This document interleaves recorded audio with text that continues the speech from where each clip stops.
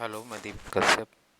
यहाँ पे हम बात करेंगे कि ऊर्जा के बचत के सामान्य टिप्स या उसके रूल्स कि जो भी हमारी एनर्जी उपयोग होती है हमारे घर में, चाहे फ्रिज हो गए, कूलर हो गए, चाहे हीटर हो गए, चाहे ओवन्स हो गए या लाइटनिंग प्रोसेस, जितने स्विचिंग प्रोसेस हो गए, उन सब में हम अपनी एनर्जी को किस तरीके से सेव करेंगे, किन किन चीज़ों को हमें ध्यान रखना है, उनके बारे में हम बात करेंगे। तो डिफरेंट टाइप के यहाँ पे आपको दिए गए हैं। लाइटनिंग दिया है, फैंस दिया है, इलेक्ट्रिक आयरन दिया गया है, उनके बारे में आपको यहाँ पे बताया गया। थोड़ा सा वन बाय वन चीज़ों को समझते चले। पहला हमारा लाइटनिंग प्रोसेस दिया गया है, और लाइटनिंग प्रोसेस है जिस चीज़ का उपयोग ना कर रहे हैं वो स्विच को बंद कर दें, पहली चीज़। और दूसरी चीज़, हमें ऐसी ट्यूबलाइट का उपयोग करना चाहिए जिसका क्या हो, हमारा एनर्जी कंजप्शन कम हो। और दूसरी चीज़, ट्यूबलाइटों को साफ करते रहना चाहिए जिससे कि उनकी जो लाइटनिंग हो वो सही से बनी रहे। उसके बाद आज के टाइम जो हमारे बाट होते हैं, सीएफएलों का उपयोग करना चाहिए। उससे क्या होता है, 80% एनर्जी हमारी बचत होती है। चोक कॉयल का उपयोग करना चाहिए, जहाँ पे कापर का उपयोग करते थे वहाँ पे हमारी चोक कॉयल का उपयोग करना चाहिए। फिर आता है फैंस। फैंस में क्या है, रेगुलेटरों का उपयोग करना चाहिए, इससे एनर्जी का भी हमारे बचत होती है।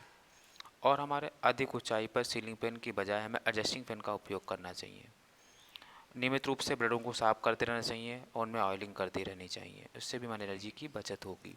उसके बाद इलेक्ट्रिक आयरन, आप देखते होंगे इसमें ऑटोमेटिक स्विचिंग भी हमारी इलेक्ट्रिक प्रेस या आयरन आने लगी हैं, जो हाई पावर बढ़ने के बाद भी क्या हो जाती हैं, अपने कट ऑफ हो जाती हैं, उनको बचाती भी हैं। तो लिखा भी है, रेगुलेटर किस तरह का प्रयोग करें, सही बॉक्स का उपयोग करें, और वाटर का कम से कम उपयोग करें। कम हम प्रेस करते हैं, कभी वाटर का उपयोग करते हैं छिड़काव के लिए, उसके लिए भी कम का उपयोग करें। उसके बाद आते हैं कि हमारे मिक्सर्स हो गए, ओवन्स हो गए या इलेक्ट्रिक स्टोव्स हो गए, इनको किस तरीके से उपयोग करना चाहिए जिससे एनर्जी हमारी बचती रहे। मिक्सर ग्राइंडर को सूखी चीज़ों को अधिक ना पीसें, इससे अधिक पीसने से अधिक समय लेता है। तो हमें क्या करना है, इनको पूरी तरह सुखा लेना चाहिए। ओवन में क्या होना चाहिए कि ओवन या स्टोव का उपयोग ने एनर्जी की 50% हमारी खपत कम होती है। और हमें ब्रेड, पेस्ट्री, बेक जैसे ओवन का प्री हीटिंग करने का कोई भी आवश्यकता नहीं होती है। और बार बार उसका दरवाज़ा नहीं खोलना चाहिए, चाहे ओवन हो चाहे मिक्सर हो। उससे क्या होगा, हमारा खोलने से टेम्परेचर हमारा गिर जाएगा। और जिसको जहाँ पे हमारा ओवन हो या कोई इलेक्ट्रिक स्टोव हो, उसको एक फ्लैट जगह पे रखना चाहिए। और सदैव जो भी हमारे संरक्षित गैस के बर्नर का खाना पकाते समय एलपीजी संरक्षित होना चाहिए। पीले रंग की अगर रोशनी धराता है तो उसकी प्रॉपर सफाई करनी चाहिए हमें। खाना पकाते समय ढक करके हमें पकाना चाहिए। इन चीज़ों के बारे में और दूसरी चीज़ें हमारी आगे दी गई, उनके बारे में देखते हैं क्या क्या चीज़ें हमें दी गई हैं, उनके बारे में हम पढ़ते हैं। अब दिया गया हमें यहाँ पे है कि आपको नीचे दिया गया है हमारा इलेक्ट्रिक डिवाइसेस या कंपोनेंट के बारे में बात करते हैं। तो जितने भी हमारा इलेक्ट्रिकल गैजेट का उपयोग किया जाता है तो उनमें भी हमें सही से उपयोग करना चाहिए, उनकी सही से सफाई रखनी चाहिए। लिखा है भाई, टीवी या म्यूजिक सिस्टम या टेप रिकॉर्डर या कंप्यूटर को स्टैंड बाय मोड पे ना रखें। कभी कभी होता है कि हम कोई काम करने लगते हैं, अपने आप को वर्किंग में चीज़ें चल रही होती हैं, उनको छोड़ते हैं, उसमें रहना। उससे क्या होता है, हमारी 70% यूनिट की बिजली क्या होती है, एक वर्ष में खर्च हो जाती है। मॉनिटर का उपयोग होना चाहिए। यदि कंप्यूटर चालू रखना चाहते हैं तो मॉनिटर का उपयोग नहीं हो रहा हो और मॉनिटर को बंद कर दें। जैसे कोई भी काम कर रहे हैं तो क्या होता है, सिस्टम को ऑफ करके रखना चाहिए। लैपटॉप, मोबाइल आदि का प्लग निकाल देना चाहिए। कभी कभी देखा होगा चार्जिंग पेन हम लोग लगा के रखते रहते हैं स्विच में, उसको हमें हटा देना चाहिए। स्क्रीन सेवर का उपयोग करना चाहिए, लाइट की हमारी क्या हो, बचत हो। उसके बाद हमारा रेफ्रिजरेटर दिया गया। रेफ्रिजरेटर में भी क्या होता है, मोटर, इसमें लिखा है कि हमारा उसको ऐसा करने से मोटर को चालू रखने की वृद्धि होती है। जैसे लिखा है, फ्रिज या फ्रीजर को नियमित रूप से डिफॉरेस्ट करें, मतलब साफ़ सफाई करते रहना चाहिए जिससे कि वो प्रॉपर रूप से काम करें।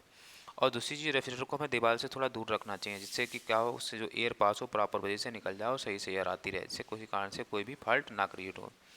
अधिक ठंडा ना करें, और उसका दरवाजे क्या हो, बार बार ओपन या क्लोज ना करें। फ्रिज में रखी जितनी भी चीज़ें हैं उनको ढक करके रखें, ढकने से नमी निकल जाती है और अधिक कार्य करना पड़ता है।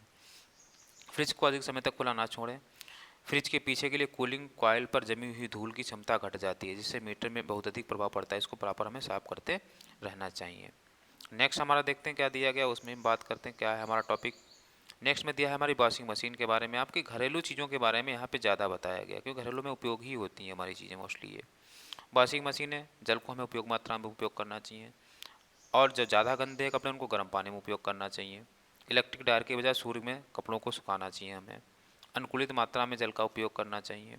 एयर कंडीशन जो हमारी एसी होती हैं, इसमें एसी का इफेक्ट के कारण होता है हमारा पॉल्यूशन बढ़ता रहता है, उन सब से बचने के लिए हमें कटाप का उपयोग करना चाहिए, स्वचालित होना चाहिए कि टेम्परेचर जैसे मेंटेन हो जाए, ऑटोमेटिक चीज़ें कट जाएँ।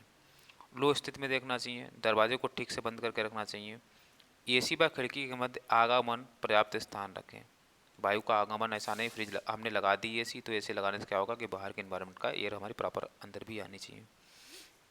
गर्मी में जहाँ तक हो सके थर्मिस्ट को अधिक रखें। बाहरी भीतरी तापमान जितना कम अंतर रहेगा, ऊर्जा की खपत उतनी हमारी क्या होगी, कम होगी।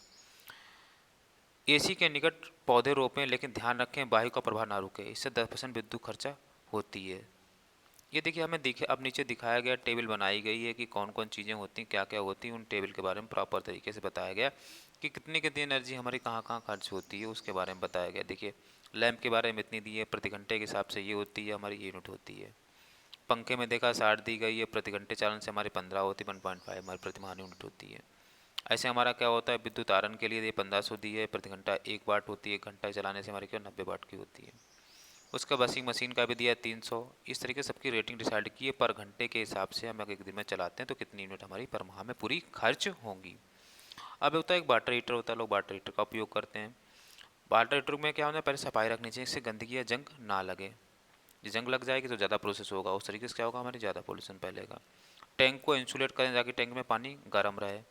हीट फंदे का उपयोग करने से पानी या हीटर बाहर ना निकले। ठंडा पानी का उपयोग करने से ऊर्जा बचेगी। लीक या जोड़ों की प्रॉपर मरम्मत करते हैं, इससे कम खर्चे की होगी, एनर्जी हमारी होगी।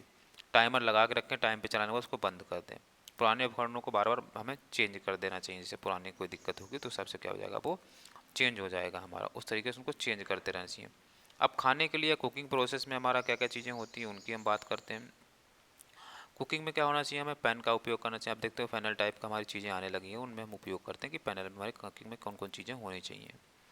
तो उनमें क्या है, चीज़ों को ध्यान रखते हुए हमें देखना है कि क्या क्या चीज़ें हमें दी गई हैं।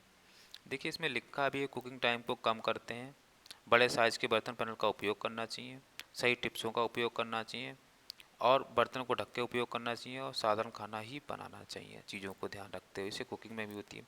वाटर पंप क्या होता है, वाटर का सही से हमें उपयोग करना चाहिए, जब उपयोग है उसी टाइम तक उपयोग करना चाहिए। और जैसे वाटर पंप कहीं भर जाए हमारा पंप, तो उसको हार्न देने या हमको ट्रिप लगाना चाहिए, पता लग जाए।